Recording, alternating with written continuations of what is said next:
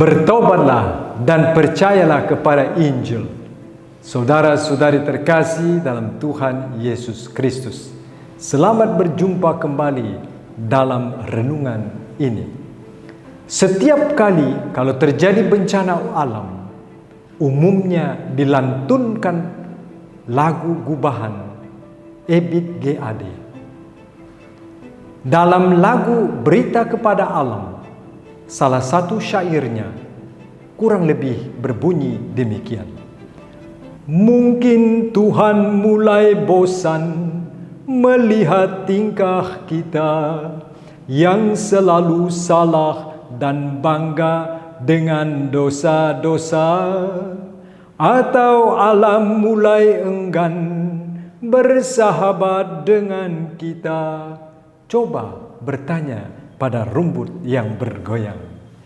Pada bagian lain juga, Ebit bersyukur karena masih diberikan waktu oleh Tuhan sebagai kasih karunia, sebagai kesempatan, undangan untuk bertobat dan percaya kepada pesan Tuhan itu.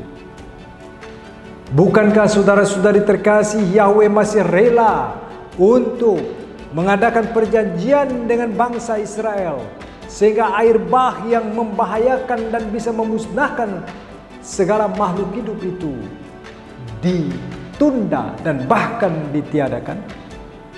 Saudara-saudari terkasih dalam Tuhan Yesus Kristus, Injil hari ini melukiskan bagaimana Yesus dituntun, Yesus dipimpin oleh Roh ke padang gurun. Kita sekalian tahu bahwa padang gurun adalah tempat di mana tidak ada seorang pun yang dapat memisahkan Yesus dari Bapa surgawi. Dan di padang gurun itulah Yesus menyatukan diri dengan Bapa surgawi.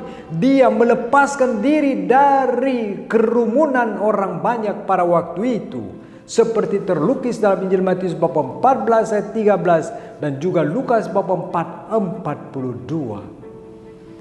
Dan di padang gurun itulah saudara-saudari terkasih, Yesus mendapat banyak waktu untuk berdoa, mendekatkan diri dengan Bapa surgawi. Dan di sana jugalah dia dicobai oleh setan, dan dia hidup di tengah-tengah binatang liar. Namun Yesus menyiapkan diri di padang gurun sebelum dia terjun dalam tugas pelayanan.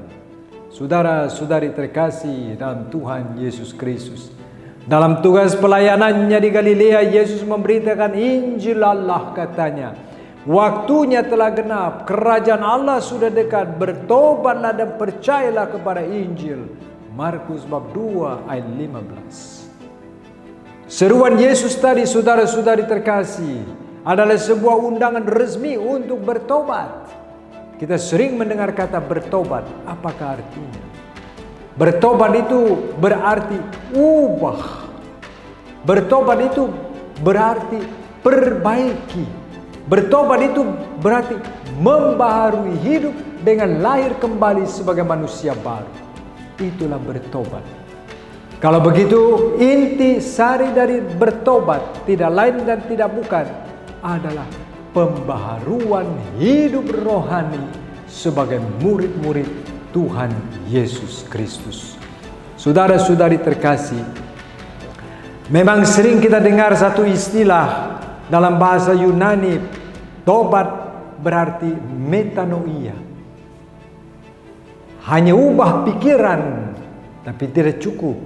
Sekarang kita perlu ubah juga hati, ubah seluruh hidup, sehingga kardia kita juga, hati kita juga berubah mulai saat ini, dan kita menjadi manusia baru. Saudara-saudari terkasih dalam Tuhan Yesus Kristus, pertobatan tidak cukup hanya dengan akal budi, hanya dengan pikiran, hanya dengan omongan, hanya dengan kehendak begitu saja. Tapi pertobatan itu harus menyentuh seluruh hati, menyentuh seluruh hidup, dan kelihatan dalam hidup sehari-hari dengan menghasilkan buah-buah pertobatan yang nyata. Dan untuk kita jelas, buah-buah pertobatan yang nyata itu berbentuk kebaikan-kebaikan, dan bukan lagi melakukan hal-hal yang bertentangan dengan perintah Tuhan, dengan kehendak Tuhan. yang melakukan kejahatan yang merugikan diri sendiri. Dan setiap perbuatan baik, saudara-saudari terkasih, adalah tabungan di akhirat.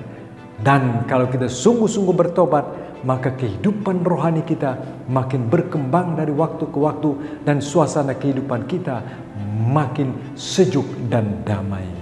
Saudara-saudari terkasih, pertobatan inilah yang mengetuk hati, pintu hati Yahweh, dan Dia batalkan air bah, namun Dia mengadakan perjanjian dengan bangsa Israel, dan isi perjanjian adalah keselamatan bangsa Israel. Yahweh tersentuh melihat bagaimana hati Nuh dan anak-anaknya yang bertobat. Maka pertobatan datangkan keselamatan. Pertobatan mendatangkan kebaruan dalam hidup manusia.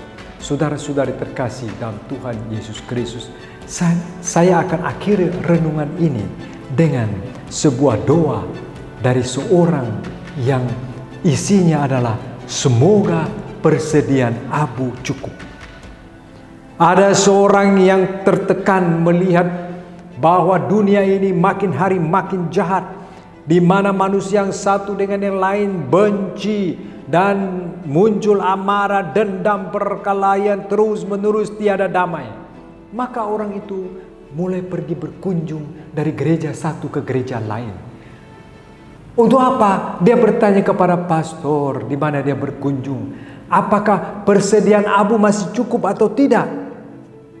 Dan pastor yang dihadapi umumnya mengatakan, kamu jangan khawatir, persediaan abu masih cukup. Karena sebagai pastor saya tahu bahwa jumlah penerima abu setiap tahunnya kurang lebih seperti begitu. Dan setelah pembagian abu masih banyak abu yang tersisa. Dan walaupun demikian, orang yang tadi tertekan karena situasi kejahatan yang kian meningkat itu tetap berdoa, semoga persediaan abu cukup. Umat tekun datang untuk menerima abu dan melakukan pertobatan dan percaya kepada Injil. Saudara-saudari terkasih, selamat menunaikan masa prapaskah, masa pantang dan puasa. Semoga buah-buah pertobatan kita semakin jelas dalam hidup pribadi, keluarga, persaudaraan, gereja, dan seluruh masyarakat. Bertobatlah dan percayalah kepada Injil. Amin.